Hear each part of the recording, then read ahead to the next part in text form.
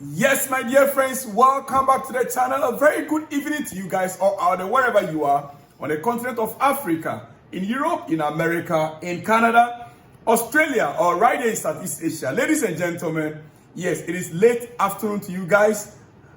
This very moment, dear friend, I have been trying to analyze few things in my head. Arriving at the end of the season. This season, to be honest with you, where we are right now is our own doing. Listen, Arsenal played a draw, 2-2 draw yesterday with Crystal Palace last night. And when I watched that game and I tried to put myself in the reverse angle or reverse situation, if we were to be in Arsenal's position right now, how are we going to be feeling? Second on the league table. You know that there's no how you can catch up with the top of the league leaders, Liverpool. You know there's no how you're going to be catching up with them. Will you risk playing your full strength, knowing fully well that the gap between you and even the third place is wide? There's no how they can catch up with you, and there's no how you also can catch up with the first place team, Liverpool. How will you feel? Dear friend, well, you see, Arsenal's draw yesterday actually mean that Liverpool are just 1 point. Liverpool are just 1 point away from the Premier League title. Yeah. And they face Tottenham Hotspur's next.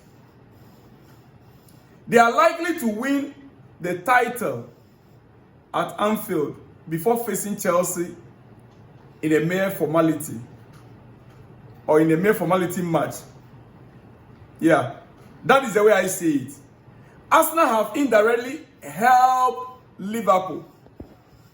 We just have to take advantage. Chelsea, we only have to take advantage right now.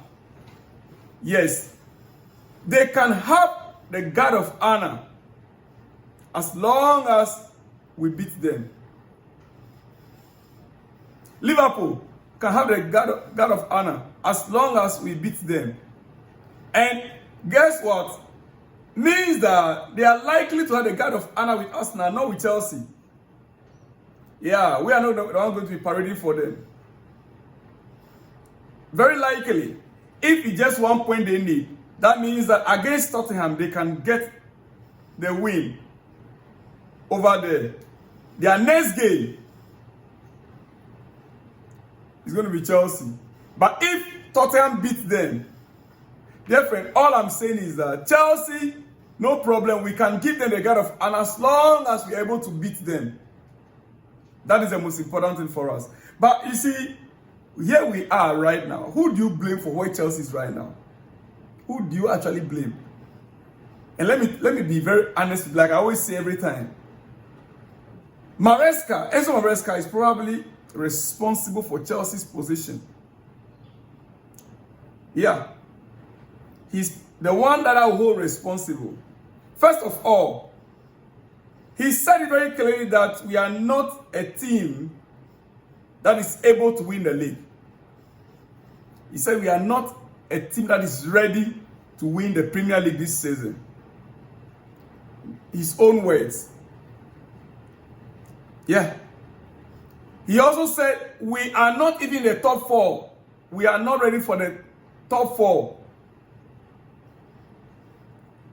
Just few months back when he was saying all this is.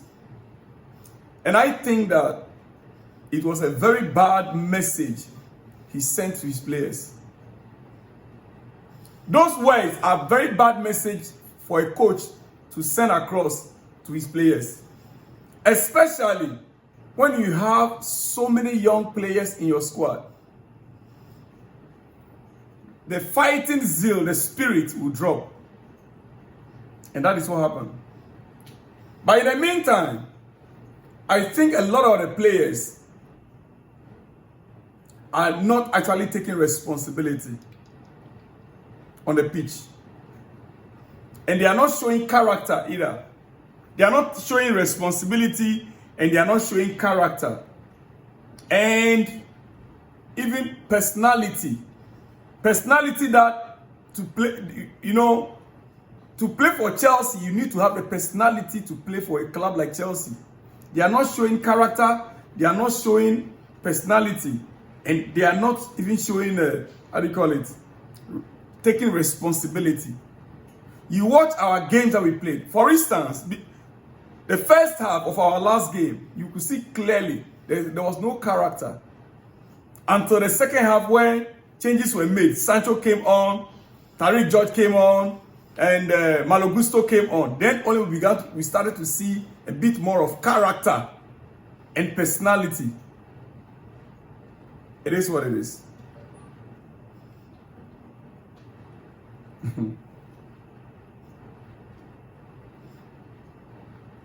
Well, let me just quickly go to another transfer news. It is transfer season we are right now. We are in the transfer season right now. And I spoke earlier on today regarding Dean Huijsen, right? Good. A lot is coming up. Chelsea seems to be quite serious about Huijsen's deal. Yeah. But the truth of the matter is that every now and then you keep hearing stories. You hear this club is interested and they are serious. The next day, another club is favorite to sign him. Another time, Manchester United. The next moment, what actually is the reality? Huijsen, we all know he's a good player, good defender, center back, ball playing, center back, which Maresca really wants. But what actually is the truth? The reality is that Huijsen's agent or his entourage are speaking to all clubs. They are speaking to all clubs. With Chelsea, Liverpool, and Arsenal, the most aggressive to try to sign the player. That is what I have noticed. Because you go to all the reliable sources, you could see clearly Arsenal sources are saying they are signing him. Liverpool sources are saying they are signing him. Chelsea saying they are at the forefront. Means that the players entourage are speaking to almost all clubs, trying to weigh their options. You see, one thing I can just tell you right now is that Chelsea will be open, or is already open to signing of Huijsen in January. They were open to sign him even in January, but they could not succeed because Bournemouth did not allow it. So Chelsea start the efforts from last January, winter, but Bournemouth did not allow it. That is why when we say Chelsea are at the forefront, we mean it. Unless there's a better offer from maybe Liverpool or Arsenal to the player. And one thing that most of these players are looking out for is Champions League football next season. Champions League football. Just like, okay, look at this now. All the players that we mentioned earlier on today, Victor Osimhen, Delap right now, we are told Manchester United are the forefront. They are the front runners. Because, you see,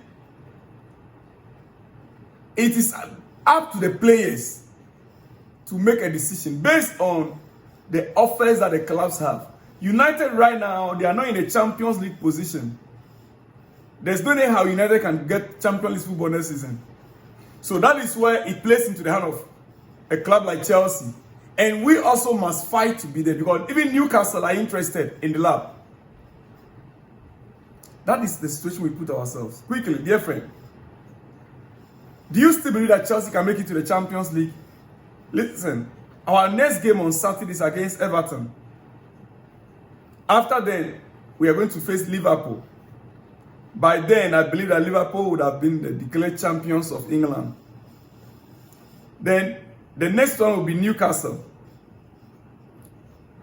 After Newcastle, we are facing Man United.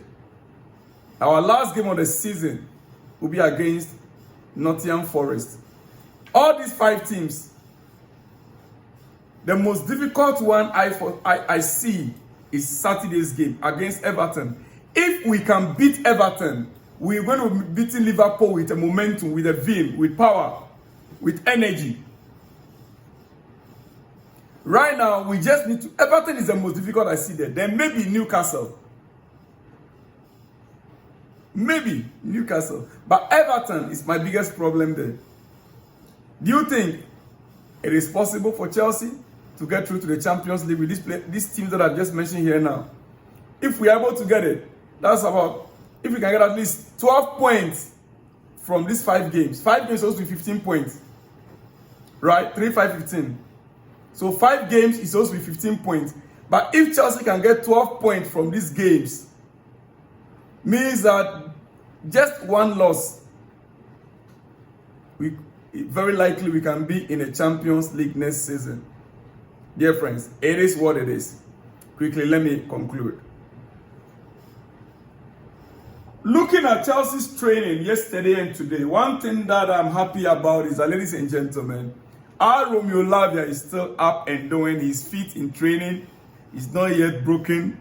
Like always, you train today, the next moment, Lavia has broken down again. No. Right now, he was on the bench in our last game against Ipswich, right? Is it Ipswich? Our last game was against who? Fulham. Yes, he was on the bench. I will expect him to be available against Everton. So with Romeo Lavia partnering Moise Caicedo in that midfield, do you know what that will mean? It will mean that Caicedo is going to be shifting position to inverted right back position. Caicedo now have to shift to right back to invert from the right back position, where he used to flourish so much. Inverting from right back, he flourished so much.